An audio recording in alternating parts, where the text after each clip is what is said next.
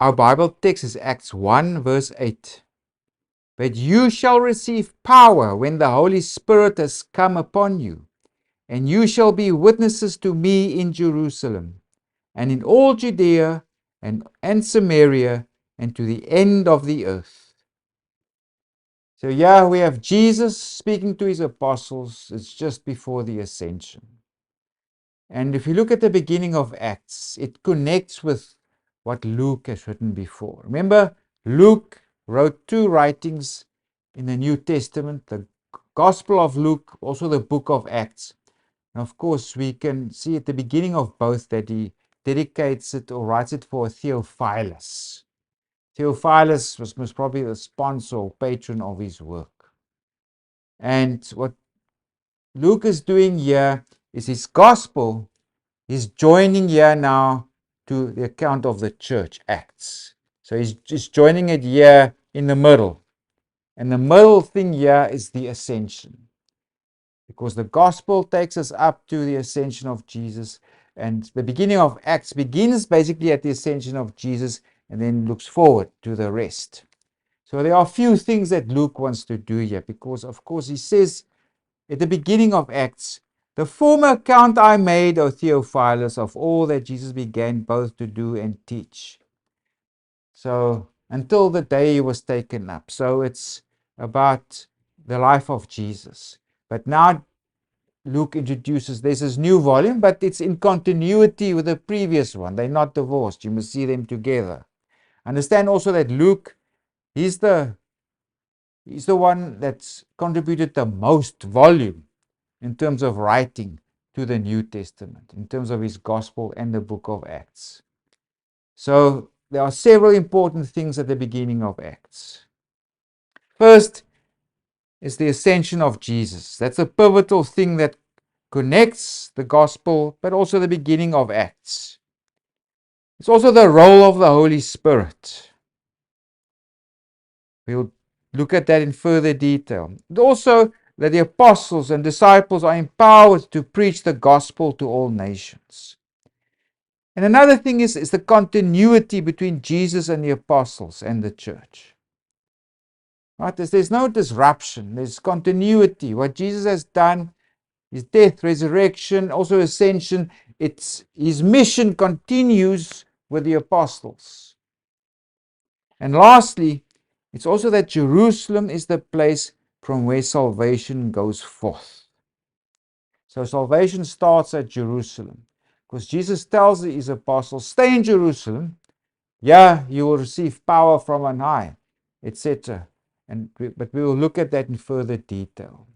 So, the book of Acts, the pivotal event is the ascension.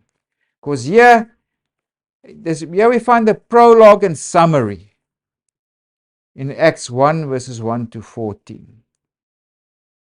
So it looks back to the events before the ascension, mainly also to the Gospel of Luke, but it also looks forward to the events after ascension.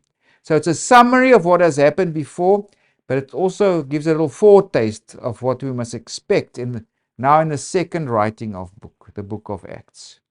If we look there, the central event being the ascension, we can read in the Gospel of Luke, and he led them out as far as Bethany, and he was parted from them and carried up into heaven. The ascension, as we find in the book of Acts, chapter 1, verse 9, he was taken up, and a cloud received him out of their sight. Another very important thing in Acts 1 is the role of the Holy Spirit. So if you look at the role of the Holy Spirit, before the ascension, Jesus makes this promise. Behold, I send the promise of my Father upon you. He speaks also of this power from on high that the disciples will receive. And that's already mentioned in the gospel. Go read there, Luke chapter 24, verses 49 to 53. Also in the book of Acts, before the ascension, Luke repeats this promise of Jesus to his apostles. He, through the Holy Spirit, look at that again, the Holy Spirit is prominent, had given commandments, right, to the apostles. What did he tell them? Wait for the promise of the Father.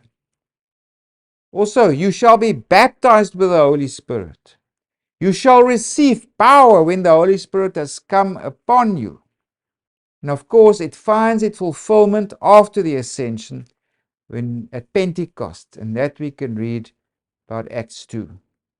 Also take note this importance of the Holy Spirit. Reading the Gospel is very important. In the Gospel, the Holy Spirit is referred to 17 times. Jesus is full of the Holy Spirit after his baptism, and he's driven by the Spirit into the wilderness to be tempted. And he's again filled with the Spirit after the temptation. At the baptism of Jesus, the Holy Spirit also comes down upon him, etc. So it's mentioned 17 times in the Gospel of Luke. In the book of Acts, the Holy Spirit is referred to about 57 times. That's how important the role of the Holy Spirit is for Luke. So it's mentioned roughly 57 times in the book of Acts.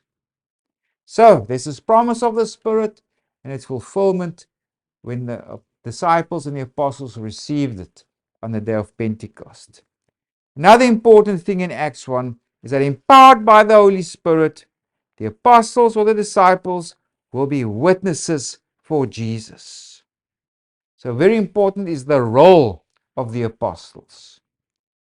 And we also already find that in Luke 6, where Luke recounts, he chose 12, whom he also named apostles. Of course, as apostles, it means envoys, it means those who are sent. We also read about that at the end of the Gospel of Luke. What must they do? That repentance and remission of sins should be preached in his name to all nations. Then Jesus tells them further, you are witnesses. That's the mission of the apostles. This is again repeated at the book of Acts at the beginning.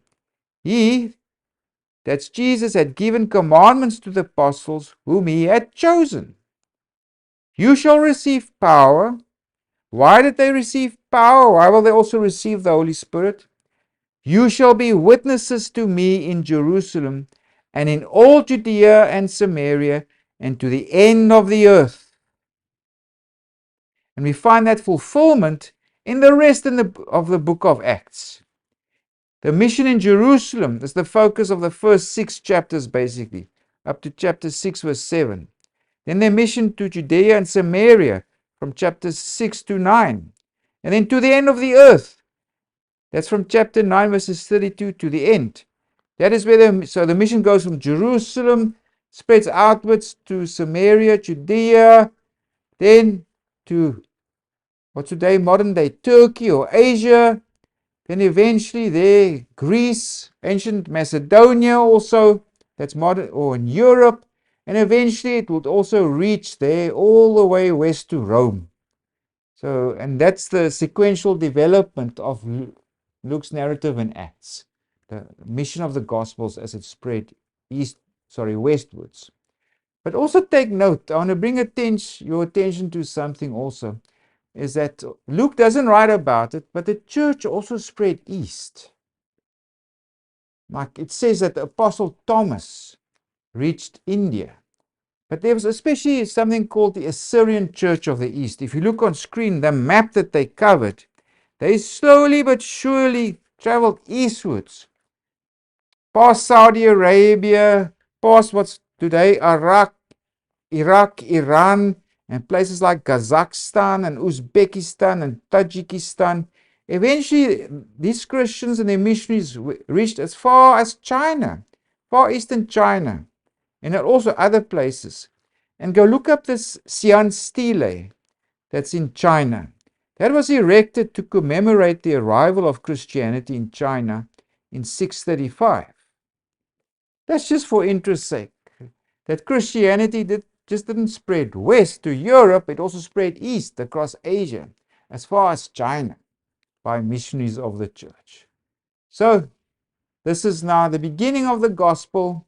Like I said, the gospel and Acts He brings it together here. The pivotal event is the ascension of Jesus.